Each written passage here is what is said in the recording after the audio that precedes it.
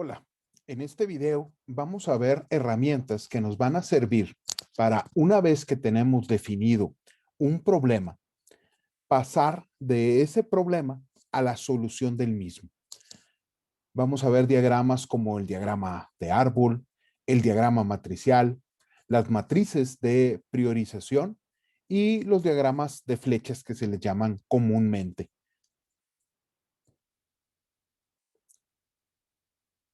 Vamos a empezar con el diagrama de árbol. El diagrama de árbol, que también se le conoce como estructura de la división del trabajo, nos permite alcanzar una meta. Se logra la realización de este diagrama mediante una organización sistemática de las metas y los medios para alcanzar. Vamos a partir del problema, vamos a transformar el problema en un objetivo de solución y esa solución la vamos a subdividir de manera sistemática en diferentes metas, en diferentes fases, hasta llegar al nivel de tarea a realizar. Tareas que se pueden conformar en un proyecto. Se presenta mediante un tronco o meta general y se continúa con los niveles de acción de las ramas. ¿Cómo se utiliza? Primero, para identificar el objetivo principal y o problema.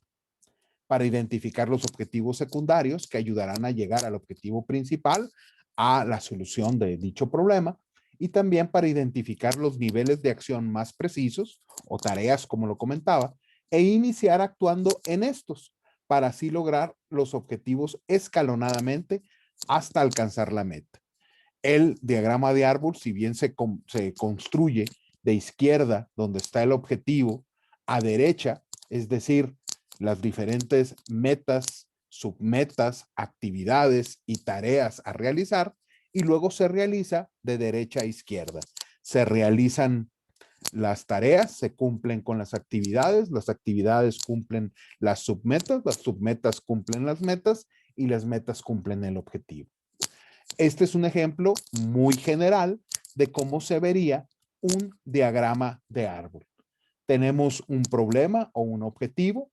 Ese objetivo lo dividimos en acciones principales. Las acciones principales las subdividimos en acciones secundarias, quizás esas acciones secundarias en terciarias, y así hasta llegar al nivel de tarea. Si ya en la acción secundaria ya es una tarea que se le puede asignar a una persona para que la lleve a cabo en un periodo de tiempo congruente, ahí se debe de parar el nivel de análisis. Si todavía son acciones muy generales, hay que continuar. Vamos a revisar primero los conceptos de cada uno de los diagramas y después los vamos a ejemplificar todos de manera similar a cómo hicimos el diagnóstico de una situación problemática. Y partiremos de ese diagnóstico para la aplicación de estos diagramas. Es por eso que a continuación explicaré el diagrama matricial. El diagrama matricial facilita la identificación de relaciones que pueden existir entre dos o más factores, que pueden ser problemas, causas o procesos. Por ejemplo, relaciones entre requerimientos del cliente y las características de calidad del producto y servicio, que también estas características cumplen con los requerimientos del cliente. Eso es parte de la información que nosotros vamos a plasmar en un diagrama matricial. ¿Cómo lo utilizamos? Primero tenemos que establecer elementos a relacionar. ¿Sí? Por ejemplo, las características, ¿verdad? Lo que el cliente desea y lo que nosotros vamos a hacer para cumplir con esas necesidades del cliente. Determinar el tipo de matriz a aplicar. Analizar cada intersección, ¿sí? Cada qué con cada cómo, ¿verdad? Indicando el grado de la relación. Y este puede ser en tres niveles. Una fuerte relación, ¿sí? Una relación del tipo mediana o débil. Se relacionan muy poco, más o menos tienen relación o definitivamente es un cómo que va a lograr un qué. Y finalmente tenemos que confirmar la coherencia entre las relaciones establecidas, que no hayamos hecho el ejercicio de manera descuidada y que no nos esté dando información valiosa. Eso sería verificar la coherencia. ¿Cómo se vería? Por ejemplo, Aquí están los qués o características deseadas por un producto, por un servicio, por un problema, es decir, ¿qué requieres hacer para resolver este problema? Si venimos del diagrama de árbol, ¿verdad? Las submetas y las tareas a realizar. Las submetas podrían ser los qués, los cómo podrían ser las tareas, y la relación es las tareas cómo impactan en cada una de las submetas, las acciones cómo impactan en cada una de las características. Y una vez realizado este diagrama, preguntamos por coherencia. Ahorita no podemos verificar la coherencia porque no tenemos información específica, pero lo que sí podemos darnos cuenta es que las acciones 1 y 2 solamente tienen un impacto fuerte en la característica 2, las 3 y 4 con la 2, perdón, la 1 y 2 con la 1, la 3 y 4 con la 2, y luego tenemos la acción 5 que tiene un impacto fuerte tanto en la característica 3 como en la característica 4.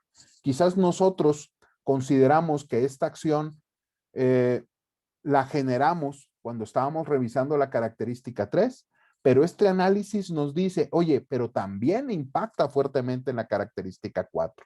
¿Por qué es útil identificar este tipo de situaciones? Porque cuando vamos a plantear una solución y esta solución viene en forma de un proyecto, el proyecto requiere de un presupuesto, ¿sí? Y entonces, si nosotros nos damos cuenta que una acción impacta en dos características, podemos combinar y aprovechar los recursos de ambas características o de la misma acción para hacer un impacto doble. Como dice el dicho mexicano, es matar a dos pájaros de un tiro. ¿Sí? Muy bien. Vamos a pasar al siguiente diagrama. Hemos visto diagrama de árbol que nos ayuda a pasar de un objetivo a tareas a realizar. El diagrama matricial, que esas subdivisiones del árbol las relaciona para verificar si podemos lograr ahorros en la aplicación de las acciones que impacten en más de un subobjetivo. Y luego vamos a las matrices de priorización. Estas nos ayudan a encontrar diferencias significativas entre diferentes aspectos que vamos a realizar. Por ejemplo, propicia la generación de un diagrama general para ubicar productos ya existentes y compensarlos en relación con otros productos que se piensan introducir en el mercado bajo una serie de hipótesis. ¿Cómo se utiliza? Se elabora la matriz que ordena en filas y columnas los datos a analizar. Construimos una matriz de correlación de cada grupo de evaluadores y se obtiene el espectro o gama de valores característicos. Esto lo vamos a entender mejor ahorita que analicemos los siguientes ejemplos. Por ejemplo, aquí tenemos una descripción, ¿verdad?, de diferentes características. Tenemos tres conceptos sobre los cuales se evalúa, en este caso la factibilidad, la viabilidad y la posibilidad de solución, ¿sí? Se evalúa cada una de las características por diferentes personas y se obtiene una calificación que nos dice cada característica, cuál es en función a su factibilidad, viabilidad y posibilidad, qué calificación tiene, de manera que nosotros podamos verificar que en este ejemplo, las características 2 y 3 son las que tienen menor calificación y sería en donde tenemos que trabajar para definir mejores acciones, para redefinir inclusive las características o los medios a través de los cuales vamos a llegar a realizar dichas acciones. Este es otro ejemplo. Este es un ejemplo más sencillo, donde el concepto que estamos evaluando es la factibilidad. Las diferentes opciones de evaluación es el porcentaje de esa factibilidad de estas características, desde un 0% hasta un 100%.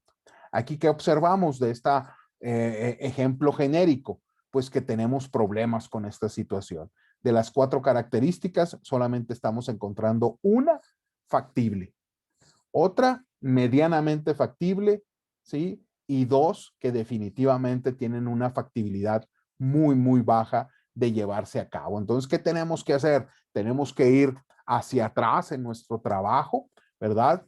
Irnos al diagrama de árbol y tratar de definir nuevas acciones que impacten en estas características para que la factibilidad de realización de las mismas sea mayor óptima, ¿sí? Si se puede un 100% y si no, por lo mínimo un 80%. ¿Por qué? Porque en el concepto de factibilidad lo que queremos nosotros reflejar es que realmente vamos a ser capaces de lograr nuestro objetivo. Finalmente está el diagrama de flechas o el mapa de proceso de programación de las decisiones. Lo empleamos para visualizar qué problemas pueden surgir en la realización de un determinado programa de acción, se identifica con qué medidas se pueden prevenir tales problemas y se decide cuál es la mejor manera de solucionarlos.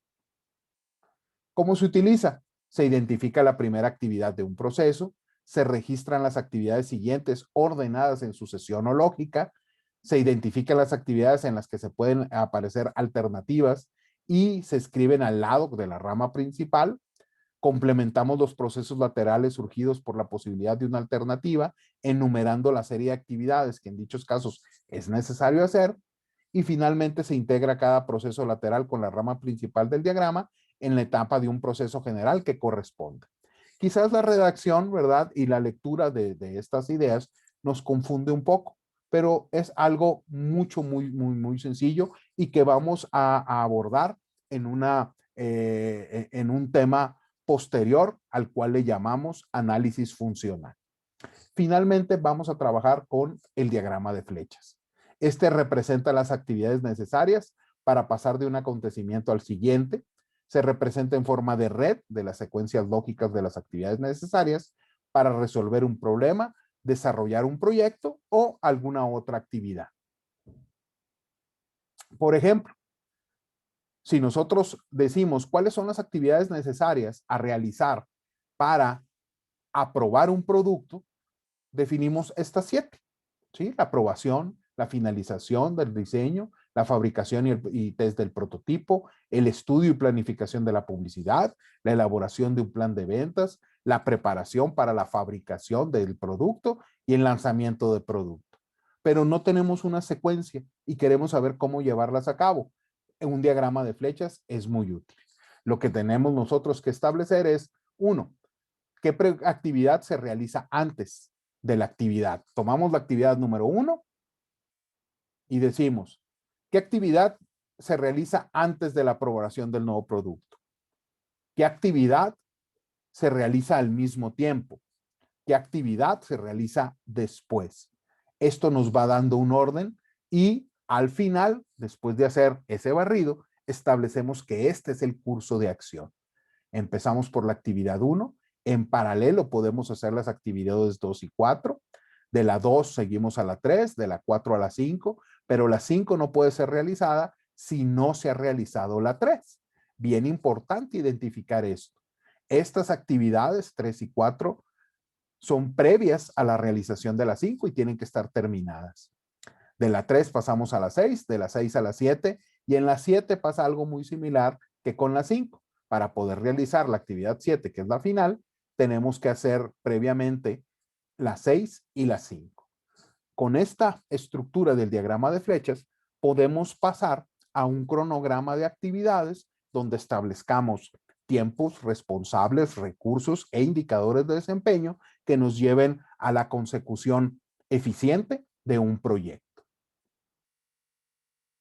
Ahora vamos a aplicar todas estas herramientas que solamente revisamos de forma conceptual en un ejemplo. Partimos del problema que ya habíamos definido. Los empresarios no concretan sus ideas de emprendimiento debido a una mala proyección de las ideas. Si no recuerdan de dónde viene este problema, les sugiero ver el video anterior de este mismo módulo. De ahí, para llegar a esa definición, pasamos por una tabla de relaciones, de entradas y salidas, donde teníamos características muy específicas, ¿verdad? Y entonces pasamos a lo siguiente. ¿Cómo se vería un diagrama de árbol? Nosotros tenemos un problema, ¿sí? Los empresarios no concretan sus ideas debido a una mala proyección. Pero esa mala proyección se veía afectada primordialmente, las causas principales, ¿sí? Es necesario preparar a los emprendedores para enfrentar competidores fuertes y consolidados, que era una de las causas principales, ¿sí? Que nosotros veíamos en nuestro diagrama de relaciones y en su tabla final. El otro tema principal era el alta de la empresa. Esos procesos burocráticos, entonces los transformamos en un subobjetivo de eficientar esos procesos.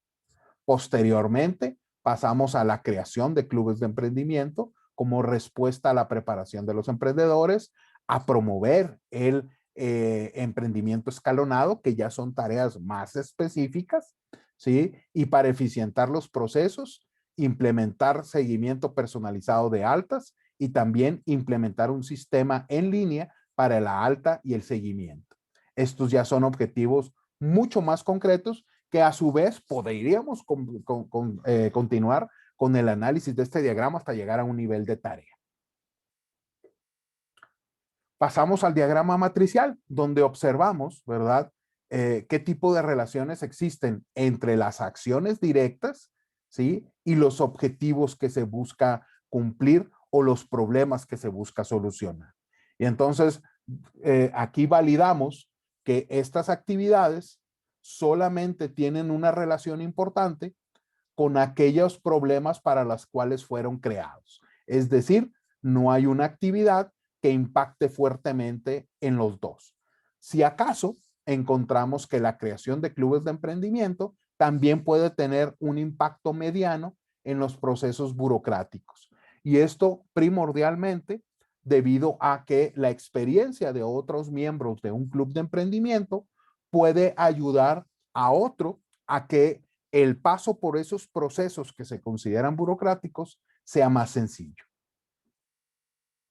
Cuando hablamos de la matriz de priorización, y en este caso no está aquí reflejado el concepto, pero es el concepto de factibilidad, encontramos que dos de las acciones o proyectos u objetivos principales son muy factibles, ¿verdad? La implementación y seguimiento personalizado de altas y el sistema de línea, el sistema de alta en línea.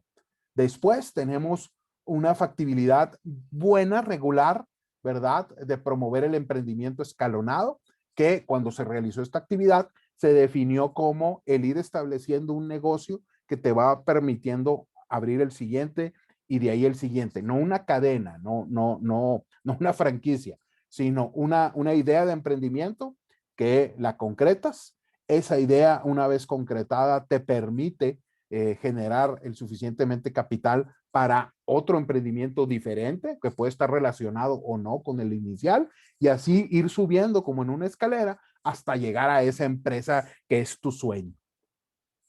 Y finalmente, donde tenemos que trabajar mucho en la definición de las actividades a llevar a cabo para llegar a cumplir el objetivo de crear clubes de emprendimiento, es aquí porque observamos una factibilidad del 50% en el experto que hizo el análisis de esta matriz de priorización. Finalmente, con respecto a los diagramas que vimos, está el diagrama de flechas que nos dice cómo podemos atacar esta situación y de qué manera podemos estar trabajando. Podemos hacer en paralelo la creación de clubes, la promoción del emprendimiento escalonado y la implementación de un sistema en línea. Y posteriormente llegar el seguimiento. Entonces nosotros a la hora de planear la ejecución de estos proyectos, ¿sí? Llevarlos ya a la generación de tareas, ¿verdad? Podemos regresar al árbol, al diagrama de árbol o a la estructura de división de trabajo y seguir generando ramas o podemos llevar cada uno de estos objetivos a administración de proyectos y generar actividades, tiempos, responsables, indicadores de desempeño, recursos que ya cae dentro de el tema de la administración de proyectos. Pero nos da una visión de cómo hacerlo en paralelo. Puedes asignar 3 responsables diferentes, ¿verdad? Que sería una recomendación para no tener sobrepasado en tiempo a una persona que lo esté realizando. Pues muy bien, hasta aquí con esta segunda parte del módulo, ¿verdad? Con respecto a el uso de herramientas. En el siguiente video vamos a hablar sobre el tema de análisis funcional. ¿Sí? Veíamos por ahí un diagrama del proceso de toma de decisiones. Vamos a hablar sobre ese análisis funcional que nos ayuda a esa toma de decisiones, tomando en cuenta la funcionalidad de un producto o de un servicio y asegurar contar con las actividades y funciones mínimas necesarias para cumplir con el objetivo de ese producto o de ese servicio.